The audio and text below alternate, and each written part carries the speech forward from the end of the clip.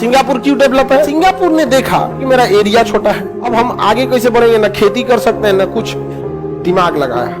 पूरी दुनिया के अमीर लोग परेशान है टैक्स देके। यह जगह कौन हो गया? सिंगापुर। सिंगापुर क्यों डेवलप है? अब देखिए, सिंगापुर देखा कि मेरा एरिया छोटा है, अब हम आगे कैसे बढ़ेंगे, ना खेती कर सकते हैं ना कुछ। इसने देखा कि इंडस्ट्रीज लगाने के लिए बड़ी बड़ी जमीनें चाहिए, तो हम बहुत ज्यादा इंडस्ट्रीज भी नहीं लगा सकते। और इंडस्ट्रीज क्यों लगेगी?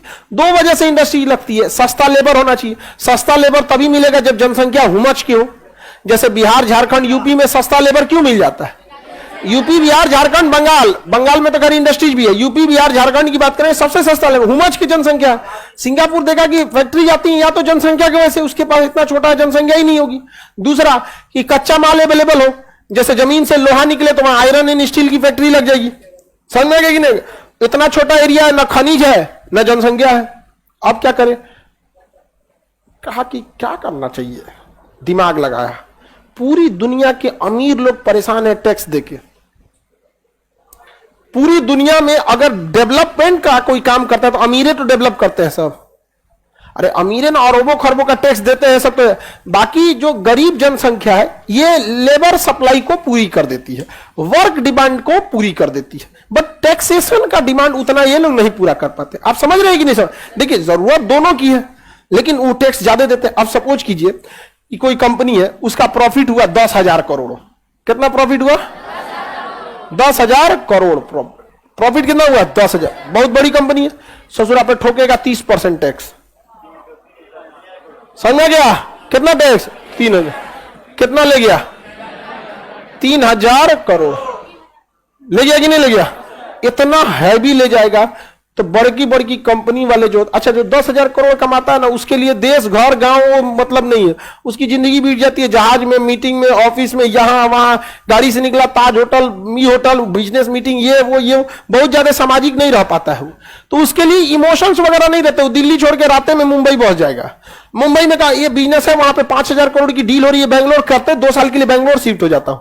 रीजन क्या है? नॉर्मल जगह वो घूम नहीं पाएगा, नॉर्मल जगह खा पीने। हम लोग को ज्यादा इमोशन होता है, चौराहा पे चाय पीते थे याद आएगा, अरे वो कर चाय ऑफिस में आता था।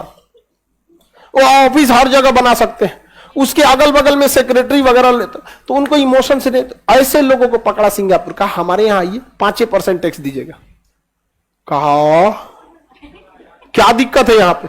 हमारे देश की कंपनी फ्लिपकार्ट रजिस्टर्ड होती है सिंगापुर में, हमारे कोचिंग बिहार रजिस्टर्ड, 30% 18% जीएसटी और इनकम टैक्स के दायरे में आते हैं। सिंगापुर में रजिस्टर्ड करा देते तो खत्म करने, विदेश में जीएसटी नहीं लगता, 18% तो सीधे बचा देता। तो उसने क्या किया? लेकिन आदमी ऐसा एजुकेशन वाला चीज है यहाँ पे, इंटरनेशनल का। अच्छा, पढ़ाने में क्या मतलब बनता है आपको? कोई कंपनी का आपको पता है क्या कि कहां की रजिस्टर्ड कंपनी?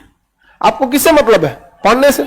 उसी तरह लोगों को किससे मतलब था? फ्लिपकार्ट से ऑनलाइन पैसा सामान ऑर्डर करने का। रजिस्टर्ड कहां है, उससे क्या मतलब था? सब दुनिया के बड़े बड़े कंपनी सब कहां रजिस्टर्ड कर लिए सर? Singapore office, Singapore. अब दुनिया के जितने बड़े बड़े कंपनी वहां ऑफिस, तो आइडियाज भी उसी में। अब देखते हैं कि अच्छा उस कंपनी का डायरेक्टर ऐसा काम कर रहा है, उसको ज्यादा सैलरी देकर अपने में ले आते हैं। उसका मैनेजर अच्छा है, ज्यादा सैलरी देकर अपने में। धीरे धीरे धीरे धीरे सिंगापुर एकदम डेवलप होने लगा।